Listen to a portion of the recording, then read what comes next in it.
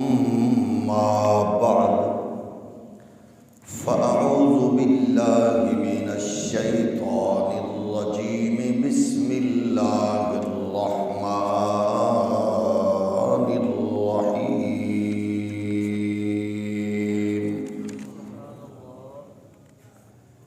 وإذ قال موسى لقومه إن الله يأمركم أن تذبحوا بقرة قالوا أتتخذنا هزوا قال أعوذ بالله أن أكون من الجاهلين صدق الله مولانا العظيم الصلاة والسلام عليك يا سيدي يا رسول الله وعلى آلك وأصحابك يا نعمة الله اللہ جل مجدہ الکریم کی حمد و ثنا حضور تاجدار ختم نبوت صلی اللہ علیہ وآلہ وسلم کی بارگاہ اقدس و اشرف و عرفہ و اعلیٰ میں بے حد و حساب درود و سلام اللہ کریم کی حضور دعا ہے ہم سب کو اسلام کا نور، شریعت کی پاکیزہ روشنی اور صراط مستقیم پہ استقامت نصیب فرمائے۔ گزشتہ کئی جمعۃ المبارک سے ہم جس موضوع پر گفتگو کا سلسلہ جاری رکھے ہوئے ہیں، آج اس کے حوالے سے چند گزارشات آپ کے روبرو ہدیہ کروں گا۔ اللہ عمل کی توفیق فرمائے۔ ہم بات کر رہے تھے پہلی قوم کی، ان کے لاڈ کی، ان کے ناز کی، ان کے نخروں کی اور رب کی عطاؤں کی، ان کی بدنصیبی کیسے آڑے آئی، خدا کی نعمتوں پر ناشکری کیسے کی اور ذلت رسوائی ان کا مقدر کیسے بنی۔ اس کے لیے ایک اصول ذہن میں رکھنا چاہیے بحیثیت مسلمان کہ جب بات اللہ رسول کی طرف سے آئے، یعنی قرآن و حدیث کا حکم ہو، تو اس میں کیسے، چونکہ، چنانچہ یہ پھر بربادی کے دروازے کھولتی ہے۔ یعنی اللہ کے احکامات کو بلا چون و چرا اس میں سے مقصد نکالنے کی کوشش کرنا کہ اس میں، کیونکہ مجھے اس کی لاجک میرے دماغ میں اترنی چاہیے، تو یہ خرابی ہوتی ہے دماغ کی۔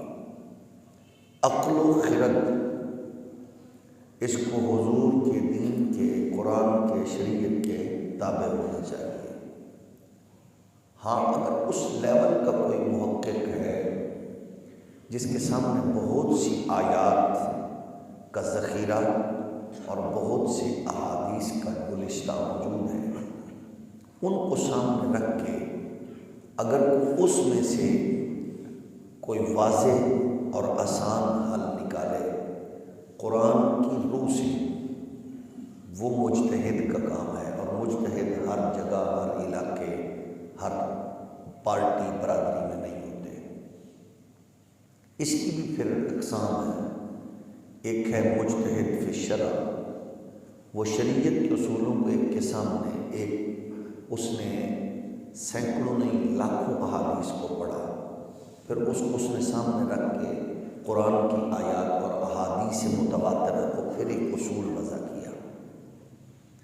لیکن اگر کوئی یوٹیوبر ٹک ٹاکر اپنے طور پر تجربہ کرے گا تو پھر ناکامی ہوگی، پھر اس کی تباہی ہوگی، خود بھی کنفیوژن ہوگی اور بعد والوں کو بھی۔ اب دیکھتے ہیں کہ فرقے بہت ہیں اسلام میں، لیکن اجتہاد کے معاملے میں جو فیصلے صدیوں پہلے بزرگ کر چکے ہیں وہ اس میں سے خیر و برکات نکال رہے ہیں۔ اپنے طور پر کوئی اگر فیصلہ کرنے لگے گا تو پھر خرابی وجود میں آئے گی۔ نہیں میری رائے یہ ہے، دوسرا کہ اگر میری رائے یہ ہے تو قرآن آراء کا محتاج نہیں ہے، اس لیے کہتے ہیں رائے کے مطابق تفسیر کرنا یہ حرام ہے۔ قرآن کی تفسیر پر اپنی رائے کو آپ نے جوڑنا ہے۔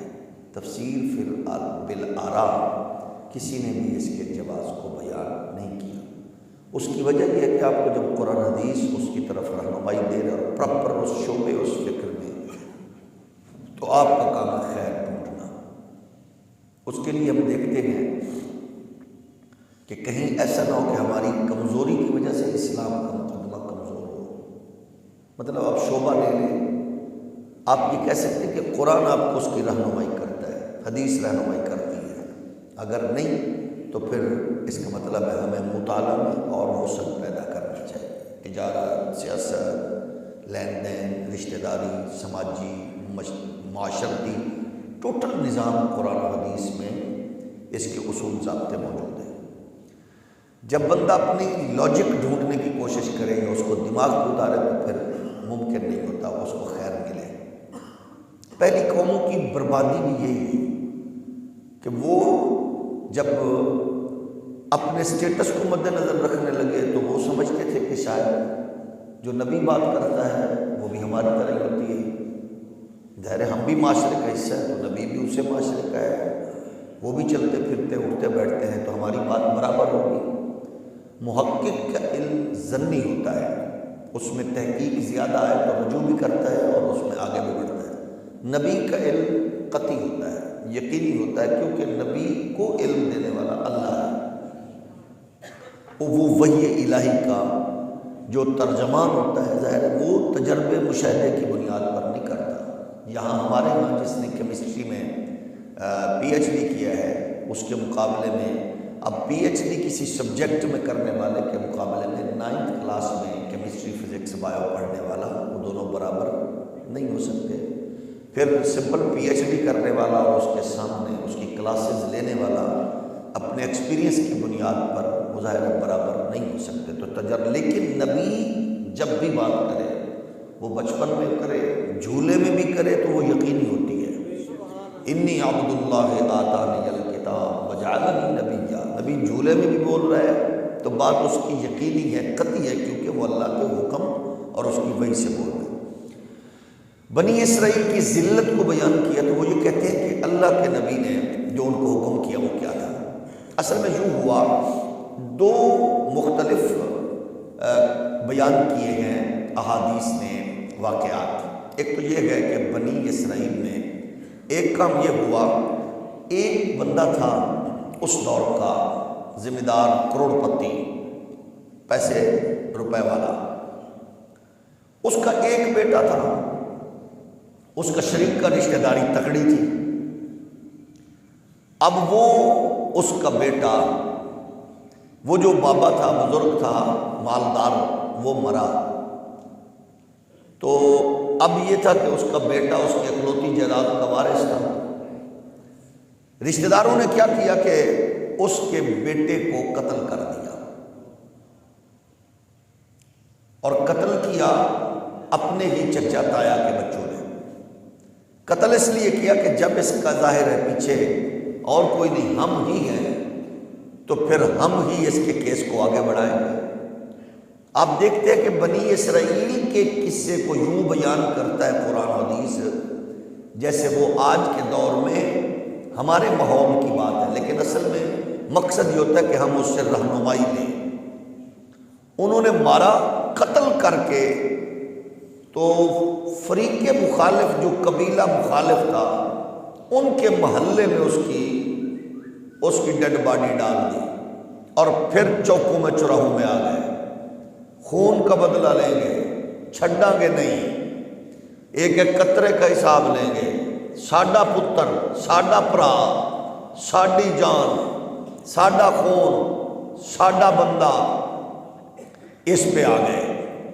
اب ظاہر گئے، دکانداری بھی چمکانے لگے۔ اب جتنا وہ بولتے میدان میں تو کیوں لوگ کہتے ہیں اصل ترجمان یہی ہے، تو اس کا مطلب بندہ ہے نہ نہیں ہے، وہ خود ہی مدعی بن بیٹھے، قاتل بھی خود اور مدعی بھی خود۔ آپ دیکھ رہے ہیں کہ یہ ہمارے دور کی بات کیوں لگتا ہے، ہمارے ہاں بھی یہ کچھ ہوتا ہے، مارنے والے بھی خود، کبھی شوہر کا قتل بیوی سے ہوتا ہے تو بیوی، کبھی بیوی کا قتل شوہر سے ہوتا ہے تو شوہر آگے ہوتا ہے، کبھی بھائی بھائی کو مارتا ہے، کبھی بیٹا باپ کو، باپ بیٹے کو، تو پھر وہ مدعی بھی۔ اسی طرح ہوا۔ ایک تو یہ تھا، ایک دوسری طرف ایک اور مسئلہ تھا کہ ایک بزرگ تھا، وہ بھی کئی بھائی تھے، ان میں ایک ایسا تھا جو اللہ کی عطا کردہ نعمتوں پر مطمئن صابر شاکر تھا۔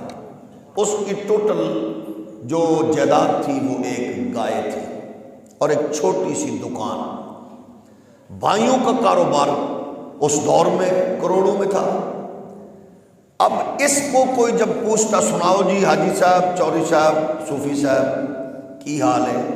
اللہ کا بڑا شکر ہے، اللہ کا بہت کرم ہے، دوجیاں ٹھیک ہے، کم شم چل رہے ہیں۔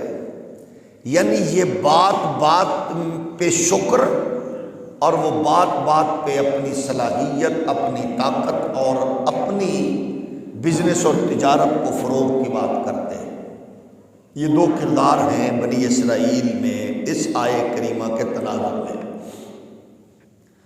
اب یہ جو ماڑا تھا، اس کا آگے ایک ہی بیٹا تھا، بیٹا اس کا بھی ایک، تگڑے کا بھی بیٹا ایک، اس کا ایک ہی بیٹا۔ اب یہ بیٹا جب بھی گھر میں آتا، رات کو پہلے اپنے ابے کے پاؤں دباتا، اپنی اماں کی خدمت کرتا، پھر اس کے بعد وہ اپنے بستر پہ سو جاتا۔ جب شریکوں کو بڑے بڑے ماحول میں دیکھتا تو وہ اپنے باپ سے زیر لب شکوہ کرتا، تو باپ اس کو یہ کہتا، بیٹے رزق دینے والا ہے اللہ، تیرے باپ نے محنت میں کمی نہیں کی، البتہ میرا تجھ سے وعدہ ہے تجھے حرام نہیں کھلاؤں گا۔ بچوں کا حق بنتا ہے، وہ کہتے ہیں نا بہت ماحول دیکھ کے، تو ہم اگر سمجھائیں تو سمجھ سکتے ہیں کہ بیٹے حرام نہیں کھلا سکتا، دوسروں کی کمائی تو ہے، ان کی کمائی دیکھ کے میں اپنے لیے جہنم خرید نہیں کر سکتا۔ وہ بیٹا بھی صبر شکر کرتا، اور دوسرے بچے جو کھیل کود والے ہوتے وہ جب بھی آتے وہ اپنے مصروفیت میں ہوتے، وہ اپنے ماں باپ کو دباتا، خدمت کرتا، لیٹ جاتا، سو جاتا۔ دکان پر کبھی کبھی والد بیٹھتا۔ ایک مرتبہ ایسا بھی ہوا کہ اس کا ابا تھکا گھر آیا تو چارپائی دکان کے دروازے پر پڑی تھی، وہ چارپائی پہ لیٹ گیا، تو سودا سلف لینے کے لیے کوئی گاہک بھی آ گیا، تو اس نے کہا مجھے فلاں چیز چاہیے، اس نے کہا دے سکتا ہوں، شرط دے گئے، جب ابا جی خود اٹھیں گے تب دروازہ کھولوں گا۔ اس نے کہا کیوں؟ کہا جی اس لیے کہ میں اپنے ابے کی نیند میں اپنے والد کو ڈسٹرب نہیں کر سکتا، سارا دن کے تھکے ہوئے میرے لیے کماتے ہیں، تو جو میرے لیے کماتا ہے تو مجھے اتنا تو حیا ہے نا کہ میں اپنے ابے کو ڈسٹرب نہ کروں۔ اس نے کہا ایسا کر، ڈبل قیمت لے لے لیکن دے دے۔ اس نے کہا مجھے ترازو کے ایک پلڑے میں رکھ دو، دوسرے پہ دولت، پھر بھی نہیں دوں گا۔ میں اپنے ابا کو ڈسٹرب نہیں کروں گا، وہ آرام کر رہے ہیں بس۔ اب اس میں سے ہمیں جو چیز مل رہی ہے ہم نے وہ لے لی ہے۔ اس نے باپ کو نہیں جگایا، اس کو ڈسٹرب نہیں کیا۔ یہ ادا میرے رب کو پسند آ گئی۔ یعنی جب ہم کوئی بھی نیکی کرتے ہیں، ویسے تو ماں باپ سے ہر لمحے ایسا ہی کام کرتے رہنا چاہیے، اور ہم مسلمان تو لوگوں کو کہتے ہیں نیکی کر تو اس کو دریا میں ڈال، تو یہ فیس بک پہ نیکی کر کے کون ڈالتا ہے؟ یہ تصویریں بنا کے نیکی کو تشہیر کون کرتا ہے؟ دیکھ کر لوگوں کو بتاتا کون ہے؟ اسلام تو یہ کہتا ہے کہ اس ہاتھ سے دو، اس کو خبر نہ ہو، جس کے لیے نیکی کی ہے اس کو پتہ ہونا چاہیے۔ ٹھیک ہے؟ پھر ہم وہ نیکی کرنے سے کیوں پیچھے ہٹ گئے کہ جس نیکی کو دیکھنے والا کوئی نہیں؟ کوئی ایسی نیکیاں بھی 150 ہمارے کھاتے میں ہونی چاہیے کہ جس کا کسی کو پتہ نہ ہو سوائے اللہ کے۔ جب ہم نیکی کر کے تو اس کی تشہیر کریں گے تو ممکن ہے اس کی خیر برکت ختم ہو جائے۔ تو اس نے کہا نہیں جگاؤں گا، بالکل نہیں جگاؤں گا۔ خیر اللہ کو یہ ادا پسند آ گئی۔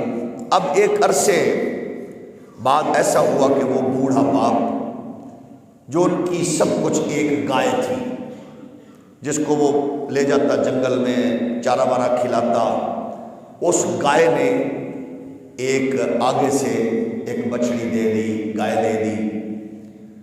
وہ گائے جو بڑی تھی وہ انہوں نے بیچ بچا کے اپنی زندگی کے شب و روز پورے کیے۔ بچہ چھوٹا تھا، خدمت ماں کی کرتا رہا، بڑا ہوا۔ وہ بچڑی جو اس کی گائے کی تھی، اس باپ نیک آدمی نے جنگل میں جا کے رب کے حضور کہا یا اللہ تجھے پتہ ہے میری زندگی کے دن کتنے باقی ہیں، جب تیری بارگاہ سے مجھے بلاوا آ رہا ہے، آئے گا، میں تیرے حضور پیش ہو جاؤں گا۔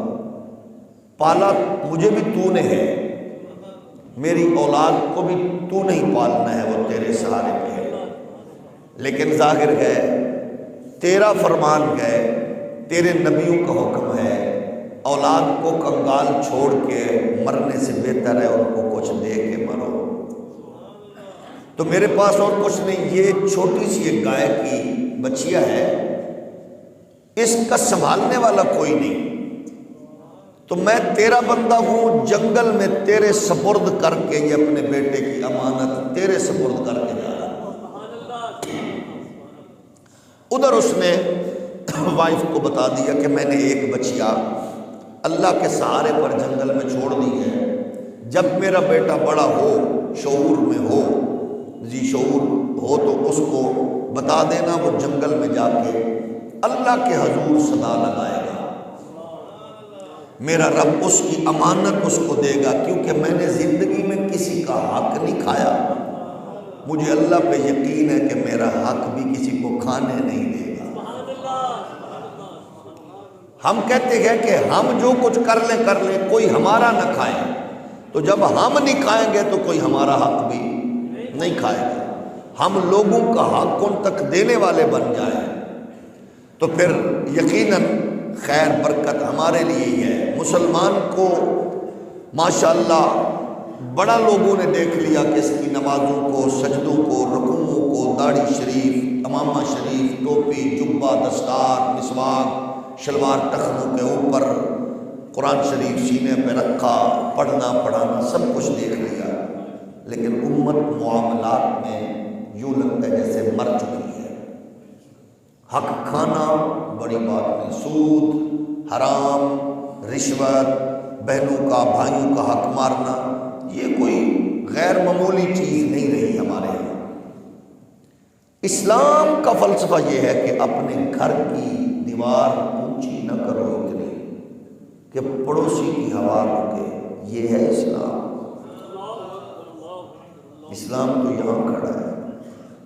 وہ اسلام کہاں ہے جو یہ کہتا ہے ہمارے ہاں گھر بنا، گھر سے آگے ہم نے وہ بنا دیا فٹ پاتھ، پھر گلا حکومت سے، ہم نے اس کی سیٹ رکھی 2 فٹ اونچی 3 فٹ، پھیلاؤ گلی میں، دوسرے کبھی آگے گلی رک گئی۔ یہ اسلام نہیں ہے۔ نماز، روزہ، قرآن، ہر چیز جاری، لہجوں میں تلخی، حق مارنا یہ بھی جاری، ملاوٹ بھی جاری، یہ اسلام نہیں ہے۔ اسلام کا فلسفہ تو یہ ہے کہ آپ دوسرے کو سکون دیں، دوسرے سے پیار کریں اور اس کے بدلے میں آپ پیار ڈھونڈیں، دوسرے سے نرمی رکھیں، اس کے بدلے سے آپ خیر و برکت کی توقع رکھیں۔ تو یہ اس نے گائے، اس نے بچے نے جو باپ نے اس کے سپرد کی اللہ رسول کے ہاں، بچہ بڑا ہوا تو ایک دن ماں کہتی ہے پتر وہ جو گائے ہے نا تیری بابا نے چھوڑی تھی، اب تو بڑا ہو گیا تو جا جنگل میں بلند آواز سے صدا لگا کے کہنا یا اللہ جو میرے بابا نے میری امانت تیرے سپرد کی تھی وہ مجھے عنایت فرما دے۔ اس نے یہ کہا پالتو جانور کی طرح جس طرح ہوتا ہے مانوس ہوتا ہے، وہ گائے اسی طرح آواز نکالتی اس کے پاس آ کے بیٹھ گئی۔ تو ظاہر ہے حفاظت، اللہ حفاظت کرنے والا تھا اس کی، اس نے اس گائے کو لیا اور گھر پہنچ گیا تو ماں نے کہا جی بیٹے، کہتے ہیں گائے آ گئی ہے ہماری۔ اس نے کہا اچھا اب بتا، کہتا ہے میں کچھ تھوڑا بہت ہم بھی بزنس کر لیں یا کوئی ہڈی کو دکان کو مضبوط کر لیں تو کیا کریں؟ تو اس نے کہا پھر ایسا کرتے ہیں گائے بیچ دیتے ہیں تاکہ تیرا ایک کام ہو، یا گائے کی خدمت کر کے اس میں سے دودھ کے ذریعے، یا پھر یہ ہے کہ ہم دکان شکان کا اہتمام کریں۔ اس نے کہا ٹھیک ہے، تو وہ اس کو لے چلا مارکیٹ میں بیچنے۔ جب بیچنے گئے تو ماں نے کہا پتر 3 درہم اگر ملے نا تو بیچ دینا، لیکن ایک باری پوچھ لینا میں نے۔ پھر بچہ لے کے مارکیٹ میں پہنچا تو آگے گاہک ملے، کسی نے 2 لگائے، کسی نے 2.5 لگائے، کسی نے جیسے لگتے گئے۔ ایک بندہ سامنے آیا، سونی زلفاں، حسین اکھاں، خوبصورت قد و قامت اور حسن و جمال فریش، اتنا پیارا حسن و جمال۔ اس نے کہا گائے بیچو گے؟ کہتے جی بیچوں گا۔ کتنے کی؟ کہا جی 3 درہم۔ اس نے کہا لے لو۔ اس نے کہا جی روکو، لوں گا تب جب اماں اوکے کریں گے۔ اس نے کہا ایسا کرو اماں والی شرط نکال دو، 6 لے لو۔ ہم کبھی کبھی آزمائش میں کھڑے ہوتے ہیں، ہمیں احساس نہیں ہوتا۔ فلانا فلانے بابے کل گیا ہے، لاٹری نکل ہے۔ فلانا فلانے پیر کل گئے، انہیں دم کرایا ہے، فلانا نکل ہے۔ فلانا فلانے جگہ تے گئے، انہیں اے کیتا ہے، اس کا یہ ہو گیا۔ کرنے والا اللہ ہے۔ رزق، عزت، آبرو دینے والا۔ آزمائش میں کھڑے ہو کر رب سے تعلق کمزور نہیں کرنا۔ رب سے تعلق کمزور نہیں کرنا۔ وہ پیر، وہ مولوی، وہ صوفی لائق رشک ہے جو مرید بھی کرے، شگرد بھی بنائے، اور مرید اور شگرد کا تعلق اپنی قربت کے ساتھ رب سے اور مضبوط کر دے۔ تھوڑا بہت نہیں بولو، توجہ ہے؟ تلی تے سروں جمائے کبھی میرا کمال ہے، جھوٹا۔ مردے کو زندہ کر دے، میرا کمال ہے، فراڈیا۔ پھونک مار کے کیل نکالے، فراڈیا۔ پیر، شیخ، کامل، عارف وہ ہے جو بندے کے قریب ہو اور قریب کر کے کہے دیکھ یہ سب فیض میرے رب نے میری زبان میں رکھا ہے، تو اگر رب کے قریب ہوگا تو یہ کرم، یہ فضل، یہ عنایت تجھ پہ بھی کرے گا، کرنے والا اللہ ہے۔ یہ فلسفہ نبیوں نے بتایا۔ 1500 میل سے تخت اٹھانے والے سلیمان علیہ السلام کے نوکر نے یوں تخت بابا جی کے سامنے رکھا تو آپ نے یہ نہیں کہا، اس نے کہا تھا آپ کی مہربانی، آپ نے فرمایا نہیں، ھذا من فضل ربی۔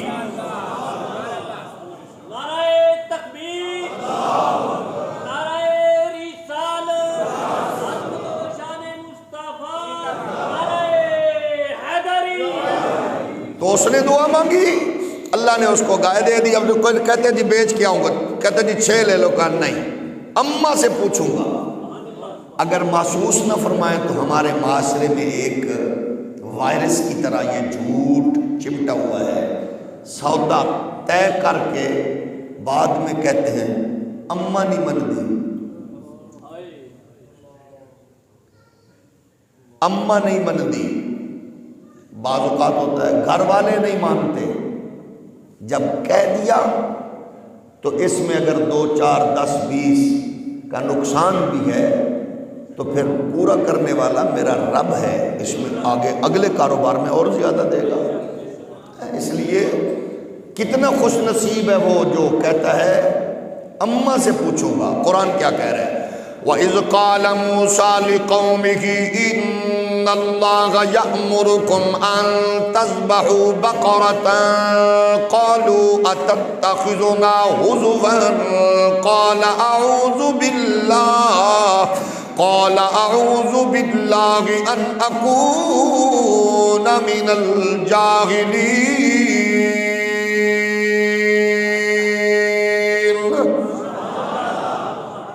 اور یاد کرو جب کہا موسیٰ علیہ السلام نے اپنی قوم سے کہ اللہ حکم دیتا ہے تمہیں کہ ذبح کرو تم ایک گائے، وہ کہنے لگے قالوا اتتخذنا هزوا قال اعوذ باللہ ان اکون من الجاہلین۔ اللہ کے نبی نے کہا گائے ذبح کرو، کیوں؟ مسئلہ یہ تھا جس فراڈی دھوکہ باز نے رشتہ دار کا کزن کا قتل کیا، وہ مدعی بن بیٹھا، چوکوں سڑکوں چراغوں میں راہ گلاپنے لگا، ہمارا خون، ہمارا بچہ، ہمارا بھائی، ہمارا عزیز مر گیا، اندھا قتل ہے، قاتل ڈھونڈو۔ چودھری نواب وڈیرے فیوڈل لاڈ بڑے بڑے لوگ جب جناب عاجز آ گئے، اندھا خون ہے کیسے ڈھونڈے؟ جب مرنے کھپنے لگے تو پھر قوم کے سیانے لوگوں نے کہا پریشان ہونے کی ضرورت نہیں ہے، عقل کا گھوڑا دوڑانے والوں کے پاس جاؤ گے، بے گناہ پکڑے جائیں گے، مارے جائیں گے۔ اس کا حل یہ ہے اس کے پاس جائیں جس کا علم ظنی نہیں ہے، یقینی ہے، وہ اللہ کا نبی ہے، موسیٰ علیہ السلام کی چوکھٹ پہ آ جاؤ۔ جو فیصلہ نبی کریں گے اللہ کا نبی کر دے، اس پہ یقین کر لینا۔ اسی لیے 1400 سال بعد آج ہم بھی کہتے گئے اپنے فیصلے، معاملات، پریشانیاں عقل و خرد کے ماحول میں تولنے کی بجائے آپ مصطفیٰ کی شریعت کے تابع کر دیں، اللہ کے قرآن کے تابع کر دیں۔ یہ قرآن ایریا علاقہ مخصوص کے لیے نہیں آیا، بلکہ قرآن قیامت تک کے لیے جو بھی فیصلہ پیش کرو گے اس کا جواب اللہ کا حکم دے گا۔ قومیں تب تک پریشان رہیں گی جب تک ہم اپنے طور پر سوچیں گے کتنے فیصلوں نے کتنوں کو ذلیل کیا، کتنے فیصلوں نے کہاں کہاں ڈنڈی ماری۔ وجہ کیونکہ فیصلہ کرنے والے بھی اغیار کو دیکھتے رہے۔ جب ہمارے معزز ججز صاحبان بھی فیصلہ کرتے ہوئے کہہ رہے ہو خلیل جبران نے یہ کہا، انڈیا کی فلم کا ڈائیلاگ یہ تھا، بالی ووڈ کی فلم کا ڈائیلاگ یہ تھا، میں کہا کاش یہاں بیٹھے ہوئے نچن گامن والے ماحول چوان کی بجائے مصطفیٰ کی شریعت اور اللہ کے قرآن کے مطابق کرتے تو پریشانی نہ ہوتی۔ جب فیصلے اغیار کو مد نظر رکھ کے کیے جائیں تو پھر رزلٹ کیا نکلتا ہے؟ غریب کے لیے کوئی قانون نہیں ہوتا، پھر اس کو صرف مارنا ہوتا ہے، اور جب کو بڑا آئے تو پھر قانون بندر بن کے اس کے آگے پیچھے ناچتا ہے۔ ایئرپورٹ پہ قدم رکھے تو قانون کا صندوقچہ سامنے ہوتا ہے کہ میرے منہ پہ اپنا پاؤں رکھ کے لوگوں کو بتا دو کہ اس گھٹیا غلیظ قانون کی اوقات کیا ہے۔ جہاں دادے کا حق پوتا لینے کے لیے بوڑھا ہو چکا، یہاں یہ نظام ہے۔ کس نے کہا؟ فلاں ملک کے قانون میں یہ لکھا، فلاں میں یہ لکھا ہے۔ پاکستان کے 3 نوجوانوں کو مارنے والا ریمنڈ ڈیوس کو چھڑوانا ہو تو اس کو بہنوئی کا داماد کا درجہ دے کے اس کی کوریج کو لائیو پیش کرتے ہیں ہمارے لوگ۔ کتنی گھٹیز ماں ہے وہ، کتنا گھٹیا ہے وہ کہ جو اس عہدے پہ بیٹھ کے ان کو لائیو کوریج دے رہے کہ ہم آپ کے لیے دیکھو کیا کیا کر رہے ہیں۔ ہم کیونکہ تمہارے در پر ناچنے والوں کی اولاد ہے، اپنے ہو تو مر جائیں۔ یہاں عالم یہ ہے، بہاولپور کے چڑیا گھر میں ایک بندے کو پنجرے میں پتہ نہیں کہاں سے گیا، شیروں نے اس کو چیر پھاڑ ڈالا، کمیٹی بن گئی ہے جی بندہ نشئی تھا۔ کس بے غیرت نے کہا وہ نشئی تھا؟ نشئی بندے نہیں ہوتے۔ کہاں مر گئی اسٹیٹ؟ کہاں تھے وہ لوگ؟ نشئی کہہ کے پھر جان انسانی حرمت سے جان چھڑا لو گے؟ کسی بڑے کا مرا ہوتا تو پھر ہم پوچھتے کہ کیا قانون ہے، لیکن ظاہر ہے قانون تو ان کے لیے تھوڑا ہے، وہ تو آپ کے میرے لیے ہے۔ گاڑی چلانے والا کہتا ہے میں فلاں کا بھائی ہوں، فلاں کے بچے کو تم نے پکڑا گئے، وہ تو مار دو اس کو تو پکڑ لو، اور جو بیچارہ اپنی بہن کو، بیٹی کو، بہن کو، اماں کو چھوڑنے جا رہا ہے یا اپنے روزگار کے لیے جا رہا ہے اس کو پکڑ دو۔ یہ ہے قانون۔ یعنی معاملہ بگڑا ارب پتی کے بیٹے سے، اور بغیرت قانون کے شکنجے میں آ گئے غریب کے بچے۔ ناراض تو نہیں ہوئے نا؟ معاملہ خراب ہوا اس ڈی ایچ اے کے رہنے والی اس غلیظ کلاس کے اس بگڑے ہوئے امیر زادہ سے، جس نے پراپر ہٹ کیا شریف فیملی کو، عورتوں کو، اس سے بگڑا، اور چوکوں میں کھڑے ہوئے وہ بدماش مافیا وردی کا ناجائز فائدہ اٹھا کر اپنے اندر حرام بھرنے والے، ان کا ٹارگٹ غریب ہے۔ تم کیوں جا رہے ہو؟ کہاں سے آ رہے ہو؟ کیوں جا رہے ہو؟ کیسے جا رہے ہو؟ اللہ اللہ خیر صلی اللہ۔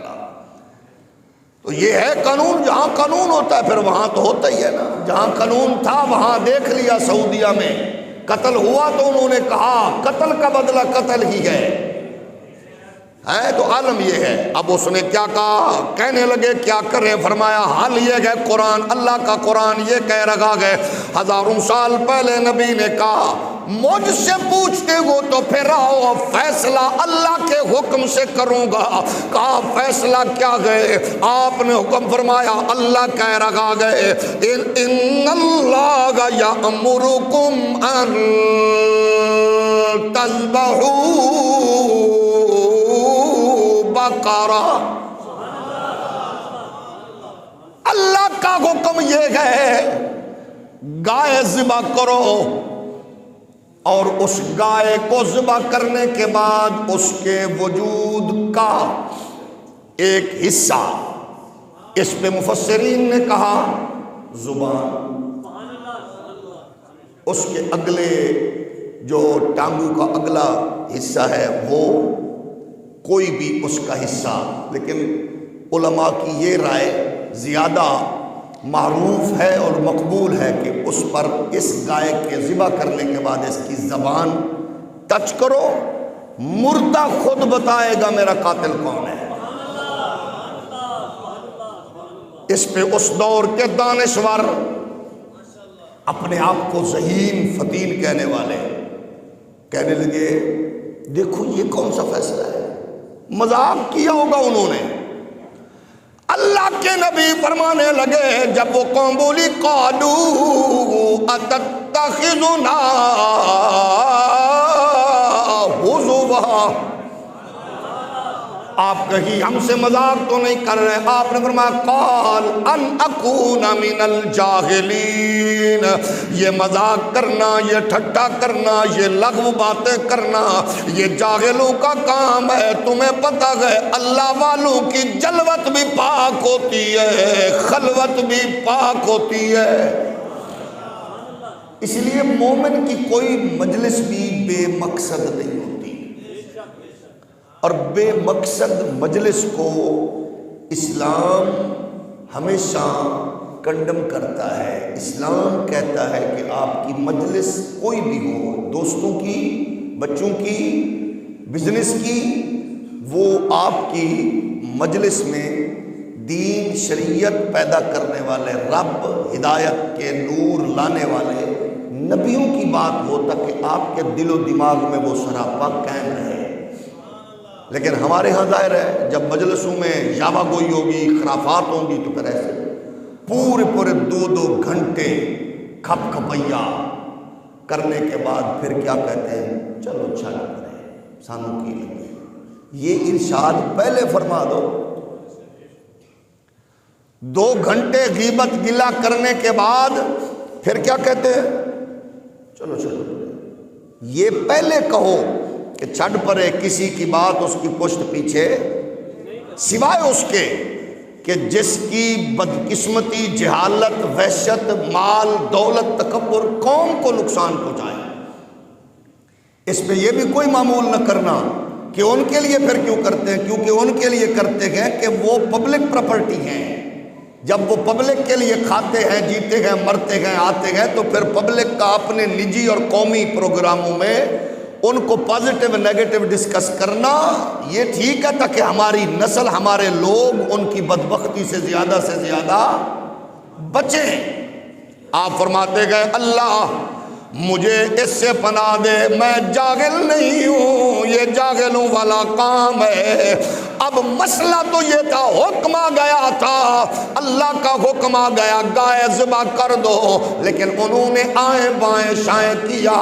اب دیکھیے ایک طرف یہ گئے کہ حکم آیا اور آئیں بائیں شائیں کرنے لگے، اور ایک طرف گئے اس کے بعد آنے والے پاک نبی کے امتی ابو بکر، عمر، عثمان، علی، طلحہ، زبیر، اب یہ گئے ان کی عظمت کو بھی قرآن بیان کرتا گئے کہ وہ بار بار کہہ رہے گئے ایسا کیسے کریں، گائے کیسی ہو، اس کا بچڑا کیسا ہو، گائے کا رنگ کیسا ہو، کیونکہ قرآن کہتا ہے، وہ کہہ رہے قالوا ادع لنا ربک یبین لنا ما ہی قال انہ یقول انہا بقرۃ لا فارض ولا بکر اوان بین ذلک ففعلوا ما تؤمرون۔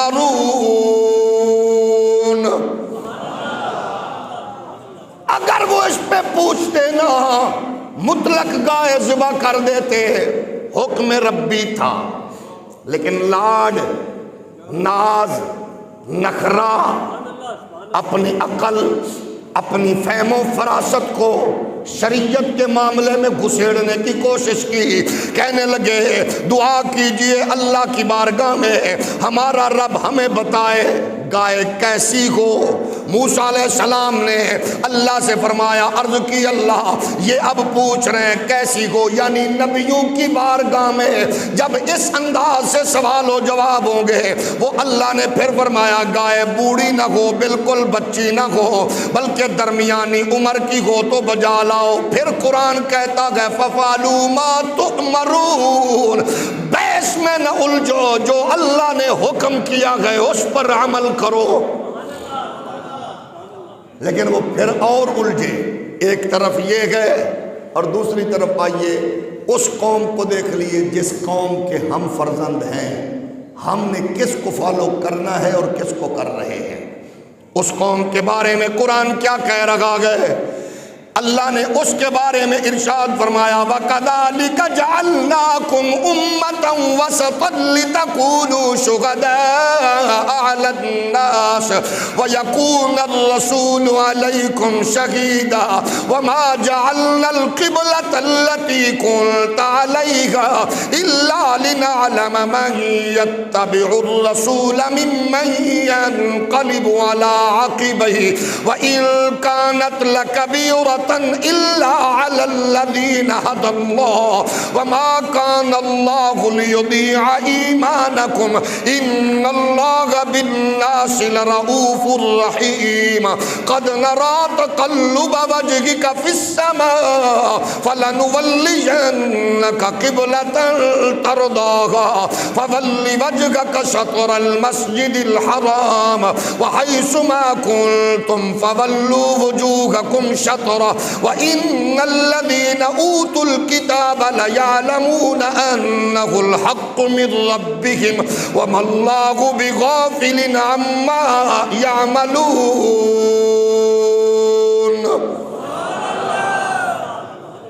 اب دو قومیں امتیں سامنے گئے اور سبق ہے ہم سب کے لیے، ہم کلاس میں گئے، دو کردار ہمارے سامنے، ایک وہ جس کو نبی نے کہا اللہ کا حکم گئے گائے ذبح کرو، وہ بولے کیسی ہو، رنگ، چال، وجود، عمر، اس پہ لگ گئے، کہیں خدا نخواستہ شریعت کے کاموں میں، اسلام کے احکامات میں ہم بھی کہیں اس چکر میں تو نہیں؟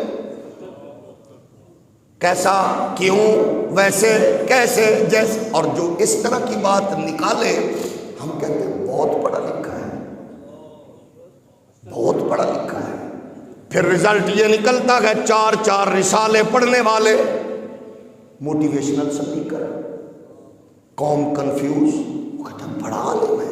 قرآن نے بیان کیا ہے حکم ربی کو سامنے رکھو آسانی ہوگی، ان کے مقابل ہدایت کا نور پانے والی دوسری قوم کو دیکھیے، اللہ فرما رہا ہے اور اسی طرح ہم نے تمہیں بہترین امت بنایا۔ بہترین امت کا مزاج کیا ہے؟ مال، دولت، طاقت، شہرت اس کے معاملے میں نہیں ہے، فرمایا اس لیے اللہ فرماتا ہے تم گواہ بنو لوگوں پر، ہمارا رسول تم پر گواہ ہو، پہلے والوں کو پتہ چلے، آنے والوں کو پتہ چلے۔ خیر و برکت عقل و خرد کی وجہ سے نہیں ملتی، نبیوں کی پیروی کی وجہ سے ملتی ہے۔ دو کردار آ گئے سامنے، ایک میں عقل و حکم تو مانا لیکن بیچ میں اپنی ٹانگ اڑانے لگے، بیچ میں اپنا خیال آ گیا۔ اب قرآن کہتا ہے یہ کیا گئے؟ فرمایا وَمَا جَعَلْنَا الْقِبْلَةَ الَّتِي كُنْتَ عَلَيْهَا إِلَّا لِنَعْلَمَ مَنْ يَتَّبِعُ الرَّسُولَ۔ اللہ فرماتا ہے نہیں مقرر کیا ہم نے بیت المقدس کو قبلہ جس پر آپ اب تک رگے، مگر اس لیے کہ ہم دیکھ لیں کہ کون پیروی کرتا ہے، کون اس سے پھرتا ہے۔ اللہ فرما رہا ہے ہم دیکھنا چاہ رہے گئے کون ہے جو پھرتا گئے اور کون اس پہ عمل کرتا گئے۔ اب کیا ہوا؟ ایک قوم کو آپ نے دیکھا گائے کیسی، عمر، رنگ، فلاں، اور دوسری قوم کا مزاج کیا گئے؟ اللہ نے جو ان کو کرم، فضل، ہدایت کے نور کی طور پر دیا، نماز میں گئے، مسجد میں گئے، مسجد کا نام گئے آج بھی قبلتین، حضور سید عالم نماز میں گئے اور نماز کی حالت میں حضور نے یوں سر انور اٹھایا، بار بار اٹھا رہے گئے، یہودی تانا دیتے گئے، محمد شریعت تو اپنی لایا، محمد قرآن تو اپنی بات کرتا گئے، اللہ کے ڈائریکٹ احکامات کی باتیں کرتا گئے، لیکن کعبہ تو قبلہ تو ہمارے والا ہی گئے۔ اب یہ بات نبی کے حضور کے دل اطہر پر اس انداز سے اثر کیا، حضور چاہ رہے تھے کہ میرے لیے اللہ کی بارگاہ سے وہ واضح حکم آئے اور میں اسی قبلے کی جانب ہو جاؤں جو ہمارا قبلہ ہے۔ مگر سنو، آج 14ویں صدی میں کوئی نئی رنگ پیش کر کے کہتا ہے دیکھو قبلہ اول وہ نہیں ہے. ہم نے کہا حضور کے امت کی بات کی، پہلا قبلہ بھی کعبہ تھا، لیکن حضور کے اعلان نبوت کے بعد، حضور کے احکامات اور حضور کی تعلیمات میں اس کے بعد قبلہ پہلا بیت المقدس، اس کے بعد پھر ہم اس قبلے کی جانب آ گئے. اس کا مطلب یہ نہیں ہے کہ وہ قبلہ اول امت محمدی اور تعلیم مصطفی کی روشنی میں تھا. پھر مصطفیٰ کریم نماز میں اوپر دیکھا، اللہ نے ارشاد فرمایا قد نرا تقلب وجهك في السماء فلنولینک قبلۃ ترضاها. ہم دیکھ رہے ہیں بار بار آپ کا منہ کرنا آسمان کی طرف، تو ہم ضرور پھیر دیں گے آپ کو ترضاها.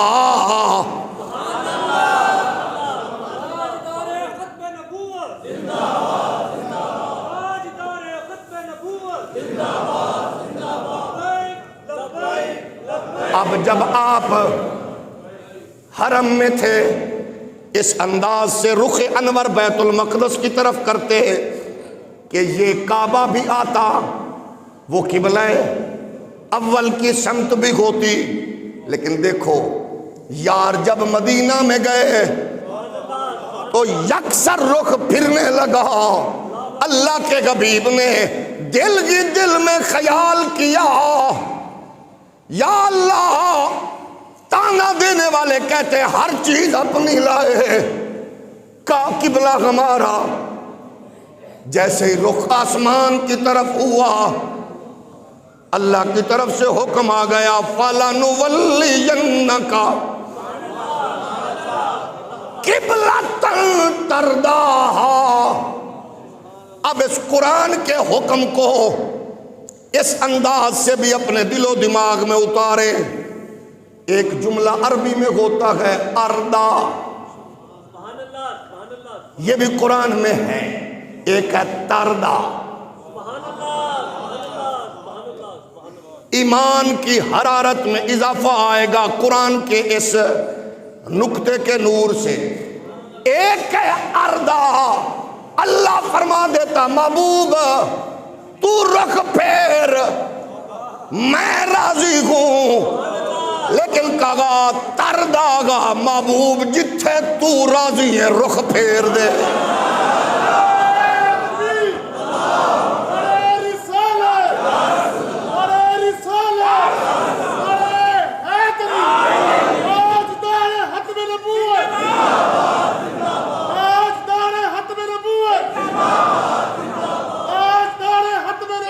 کردار آ گئے دو.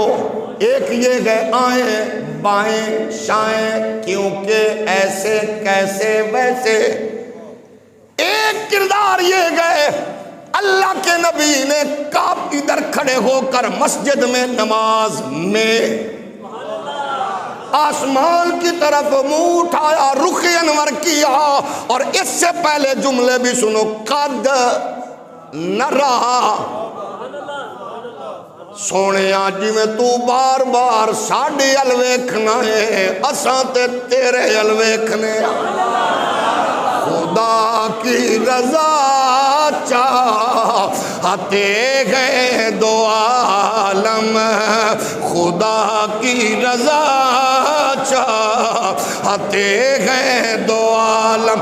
خدا چاہتا گئے رضا محمد، خدا کی رضا چاہ. اللہ کے محبوب نے رخ پھیرا. او ڈونگا باغ میں آنے والو، اللہ کے حضور بر سربہ سجود ہونے کے لیے گھر دکانیں مصروفیت مارکیٹیں چھوڑ کے آنے والو، اب ذرا قرآن کے اس نور سے مزید تسکین قلب محسوس فرمائیے. اب حضور نماز میں ہے، ڈونگا باغ کا امام سجدہ تلاوت بھی کرے تو پہلے بتاتا ہے. آپ کی مسجد میں دیوبندی وہابی سنی سجدہ صاحب سجدہ تلاوت کرے پہلے ہولی ہولی بولو. اگر نہ بتاوے تو کیونکہ او سجدے چ بندے رکوع وچ سنا پکے نمازی پرانے نمازی حاجی صوفی مولوی بتاتا گئے دوسری رکعت میں سجدہ آئے گا، پہلی رکعت میں سجدہ نبی نے بتایا نہیں.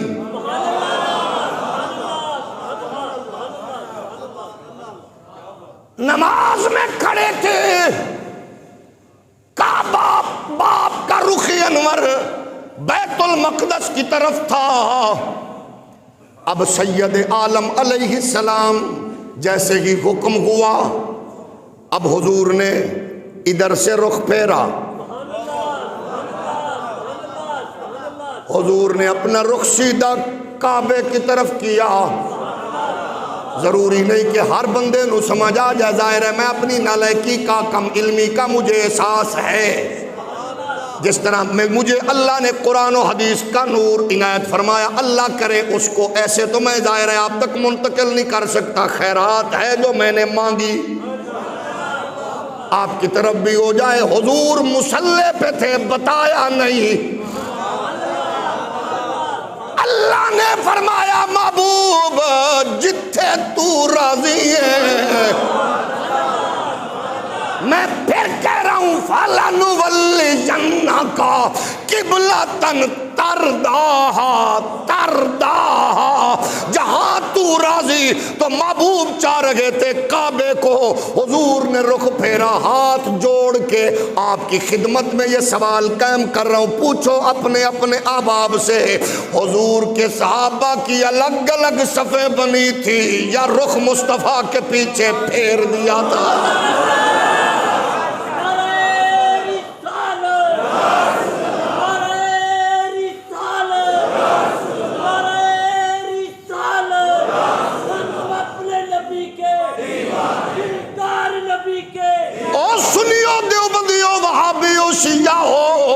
حضور کے غلاموں، پہلی قوم موسیٰ کی بارگاہ میں بیٹھ کر یہ کہہ رہی ہے، پوچھو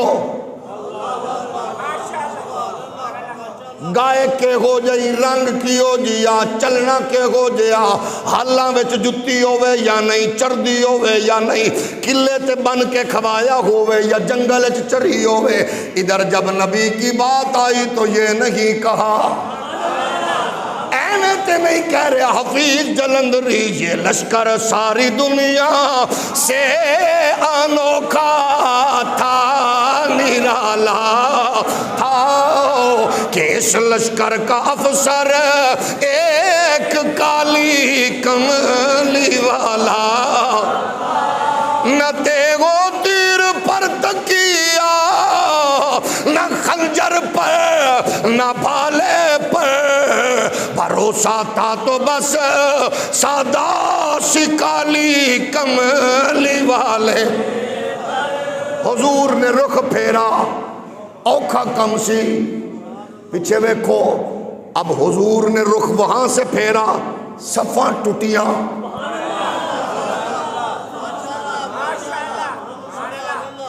امام یہاں ہے، آپ یہاں کھڑے ہیں، امام کا رخ پھرے گا، ساری قطار پیچھے آئے گی، ساری قطار پھری، کعبے قبلے سے پھری، قبلے سے پھری. نماز پڑھنے والے کئی مہینوں سے سلسلہ جاری تھا، لیکن پھری قبلہ سے. ہم نے کہا قبلہ سے پھرے ہو کدھر جا رہے ہو؟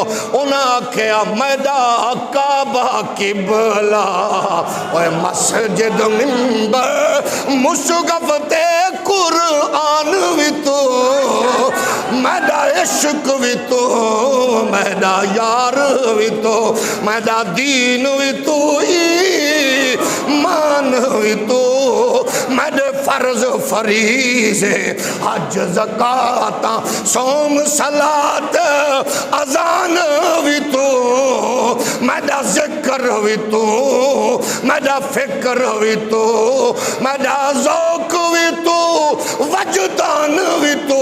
یہ یار فرید قبول کرے سرکار بھی تو سلطان بھی تو نہیں تکے گے تر کم تر آ کر ادنا لا شے لا امکان بھی تو قبلے کی طرف سے رخ پھرا حضور نے رخ پھیرا انہوں نے کہا جہاں آپ کا رخ مولوی صاحب محقق صاحب یوٹیوبر صاحب ٹک ٹاکر صاحب دیوبندی وہابی صاحب نبی کو دیکھ نبی کو دیکھ آئیں بائیں شائیں کیوں کہ کیسے نہیں مصطفیٰ پھرے بنی اسرائیلی نہ بنو محمدی بنو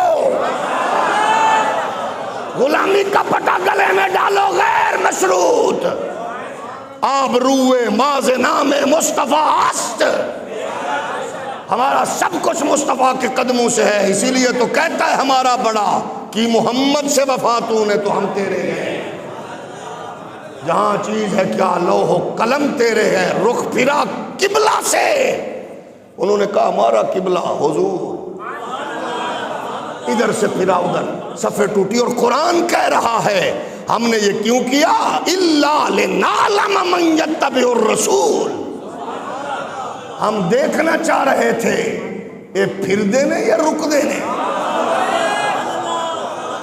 اللہ نے آزمائش کی محمد عربی کے غلاموں کو آزمائشوں میں یوں اللہ نے کامیاب کیا پھر خود فرما دیا اولئک الذین امتحن اللہ قلوبہم للتقوی اور جو اس آزمائش میں کامیاب ہوئے ان کو ابو بکر کہتے گئے عمر کہتے گئے عثمان کہتے گئے علی کہتے گئے حسن حسین کہتے ہیں طلحہ و زبیر کہتے گئے ہمیں اللہ ہر آزمائش سے آسانی سے کامیابیاں نصیب فرمائے اس وقت امت بڑی آزمائش میں ہے فلسطینیوں کے معاملے میں یہ شکر ہے کہ گزشتہ دنوں پاکستان کے علماء نے ایک بہت بڑے کنونشن میں اپنی جرت غیرت کے ساتھ وقت کے حکمرانوں کے منہ پہ تماچا مارا دنیا بھر کے بغیرت حکمران اس وقت مر چکے اور ان سب بغیرتوں میں top of the list Pakistani حکمران ہیں ایسے بغیرت مائیں صدیوں بعد پیدا کرے گی